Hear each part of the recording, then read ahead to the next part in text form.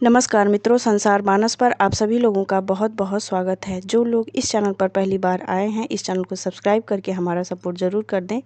आज वैशाख मास की पूर्णमासी है और आज के दिन हम श्री सत्यनारायण भगवान की व्रत कथा को लेकर समर्पित हैं और उनकी कथा को हम सभी लोग श्रवण करेंगे। उससे पहले भगवान सत्यनारायण के श्री चरणों में इस कथा को कहने वाले और सुनने वालों का सादर प्रणाम।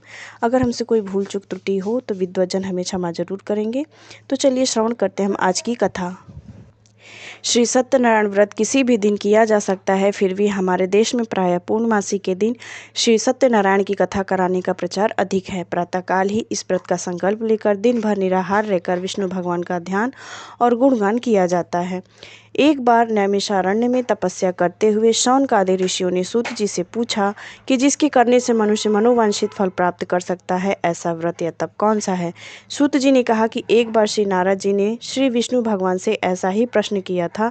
तब श्री विष्णु भगवान ने उनके सामने जिस व्रत का वर्णन किया था वही मैं आपसे कहता हूँ। प्राचीन काल में काशीपुरी में एक अति निर्धन और दरिद्र ब्राह्मण रहता था।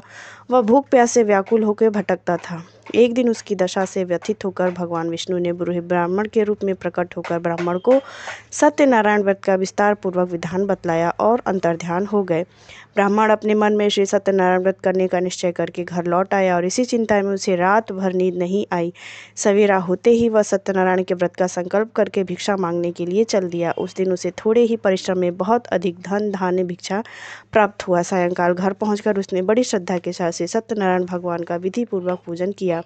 भगवान सत्यदेव की कृपा से वह थोड़े ही दिनों में धनवान हो गया। जब वह जीवित रहा तब तक महीने के महीने श्री सत्यनारायण का व्रत और पूजन करता रहा। सूत जी बोले कि एक दिन वह ब्राह्मण अपने बंधु बांधवों के साथ बैठे ध्यान मग्न हो श्री सत्यदेव की कथा सुन रहा था। तभी भूख प्यास से व्याकुल होकर एक लकड़हारा वहां जा पहुंचा। वह भी भूख प्यास भूलकर कथा सुनने बैठ गया। कथा की समाप्ति पर उसने प्रसाद ग्रहण किया और जल पिया। फिर उसने ब्राह्मण से इस कथा के बारे में पूछा तो उसने बताया कि यह सत्यनारायण जी का व्रत है और मनोवांछित फल देने वाला है। पहले मैं बहुत दरिद्र था, इस व्रत के प्रभाव से मुझे यह सब वैभव प्राप्त हुआ है। यह सुनकर लकड़हारा बहुत प्रसन्न हुआ और मन ही मन श्री सत्यनारायण के व्रत और पूजन का निश्चय करता हुआ लकड़ी बेचने के लिए बाजार की ओर चल पड़ा। उस दिन लकड़हारे की लकड़ियों का दुगना दाम मिला। उन्हीं पैसों से उसने केले, दूध, दही आदि पूजन की तमाम सामग्री खरीद ली और घर चला गया। घर पहुंचकर उसने अपने कुटुंबियों और पड़ोसियों को बुलाकर विधि पूर्वक सत्यनारायण का पूजन किया। सत्यनारायण की कृपा से वह थोड़े ही दिनों में संपन्न हो गया। सूत जी फिर बोले कि प्राचीन काल में उल्का काल नाम का एक राजा हो गया था। वह और उसकी रानी दोनों बड़े धर्मनिष्ठ थे। एक समय राजा रानी भद्रशिला नदी के किनारे श्री सत्यनारायण की कथा सुन रहे थे कि एक बनिया भी वहां पहुंच गया। उसने रत्नों से भरी अपनी नौका को एक किनारे पर लगा दिया। स्वयं पूजा की जगह पर गया। वहाँ का चमत्कार देख उसने राजा को इसके बारे में पूछा। राजा ने बताया कि हम विष्णु भगवान का पूजन कर रहे हैं। ये व्रत सभी मनोकामनाओं को पूरा करने वाला है। राजा के वचन सुन और प्रसाद पाकर बनिया अपने घर चला आया। घर पहुंचकर उसने अपनी पत्नी से व्रत का सब वृत्तांत कहा और संकल्प किया कि मैं भी संतान होने पर यह व्रत अवश्य करूंगा। उसकी पत्नी का नाम लीलावती था। सत्यदेव की कृपा से वह कुछ ही दिनों बाद गर्भवती हो गई और 10 महीने पूरे होने पर उसने एक कन्या को जन्म दिया। कन्या का नाम कलावती रखा गया और वह चंद्रमा की कलाओं के समान नित्य प्रति बढ़ने लगी। एक दिन अवसर पाकर लीलावती ने अपने पति को सत्यदेव का व्रत करने की बात याद दिलाई तो उसने कहा कि मैं यह व्रत कन्या के विवाह के समय करूंगा। यह कहकर बनिया अपने कारोबार में लग गया। जब कन्या विवाह के योग्य हुई तो उसने दूतों द्वारा खोज कराकर कंचनपुर नगर के एक बनिए के सुंदर, सुशील और गुणवान बालक के साथ विवाह कर दिया। फिर भी बनिए ने सत्यनारायण का व्रत नहीं किया। इससे श्री सत्यनारायण अप्रसन्न हो गए। कुछ दिनों बाद बनिया अपने दामाद को साथ लेकर समुद्र के किनारे रत्नसारपुर में व्यापार करने लगा। एक दिन रत्नसारपुर के राजा चंद्रकेतु के खजाने से चोरों ने बहुत सा धन चुरा लिया। राजा के सिपाही चोरों का पीछा कर रहे थे। चोरों ने जब देखा कि सिपाहियों से बचना कठिन है तो उन्होंने राजकोष से चुराए हुए तमाम धन को एक जगह फेंक दिया और स्वयं भाग गए। वहीं बनिए का डेरा था। सिपाही चोरों को ढूंढते हुए उसी जगह पहुंच गए और उन्होंने दोनों बनियों को चोर समझकर पकड़ लिया। राजा ने दोनों बनियों को जेल में डालने का आदेश दिया और उनका धन कोष में जमा करवा दिया। श्री सत्यदेव के कोप से लीलावती और कलावती भी बड़े दुख से दिन काट रही थीं। एक दिन कलावती भूख प्यास से व्याकुल होकर एक मंदिर में चली गई। वहां श्री सत्यनारायण की कथा हो रही थी। वहीं बैठकर उसने कथा सुनी। प्रसाद लेकर रात होने पर घर पहुंची। माता के देरी का कारण पूछने पर उसने सब बात बताई। उसकी बात सुनकर लीलावती को अपने पति की भूली बात याद आ गई और उसने श्री सत्यदेव के व्रत का निश्चय किया। उसने अपने बंधु बांधवों को बुलाकर श्रद्धापूर्वक कथा सुनी और विनम्र भाव से आर्त होकर प्रार्थना की कि मेरे पति ने संकल्प करके भी जो आपका व्रत नहीं किया उसी से आप प्रसन्न हुए थे, अब कृपा करके उसका अपराध क्षमा करें। लीलावती की प्रार्थना से श्री सत्यदेव प्रसन्न हो गए। उसी रात्रि में श्री सत्यदेव ने राजा चंद्रकेतु को स्वप्न में दर्शन देकर कहा कि प्रातःकाल होते ही दोनों बनियों को जेल से छोड़ दो और उनका सभी धन उन्हें लौटा दो, वरना पुत्र पौत्र समेत तुम्हारा राजकाज नष्ट हो जाएगा। इतना कहकर सत्यदेव तो अंतर्ध्यान हो गए और राजा ने भी सवेरा होते ही दोनों बनियों को मुक्ति का आदेश दिया और साथ ही उनका धन उन्हें लौटा दिया। बहुत सम्मानपूर्वक उन्हें विदा किया। दोनों बनियां आनंदित होकर अपनी नौका लेकर घर की ओर चल पड़े। तभी श्री सत्यनारायण भगवान सन्यासी के वेश में उनके समीप आए और बोले कि तुम्हारी नौका में क्या है। बनिए ने हंसते उत्तर दिया कि नौका में लता पत्रों के सिवाय और कुछ भी नहीं है।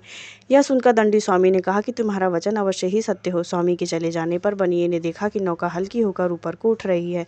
उसे बड़ा कुतूहल हुआ और देखा तो बेहोश होकर गिर पड़ा, किंतु दामाद ने कहा कि इस प्रकार घबराने से काम तो चलेगा नहीं, यह सब उन्हीं स्वामी की करामात है, चलकर उनसे प्रार्थना की जाए तो फिर वैसा ही हो जाएगा। दामाद की बात मानकर बनिया स्वामी के पास पहुंचकर उनके चरणों में गिर पड़ा और बार बार उनसे क्षमा मांगने लगा। उनकी विनीत प्रार्थना से भगवान ने प्रसन्न होकर उन्हें इच्छित वरदान दिया और स्वयं उसी जगह अंतर्ध्यान हो गए। बनियों ने नाव के पास जाकर देखा तो वह रत्नों से भरपूर थी। तब उन्होंने वहीं श्री सत्यदेव का पूजन किया और कथा सुनी। फिर वह घर की ओर चल दिए। अपने घर नगर के समीप पहुंचकर बनिए ने लीलावती के पास अपने आने का समाचार भेजा।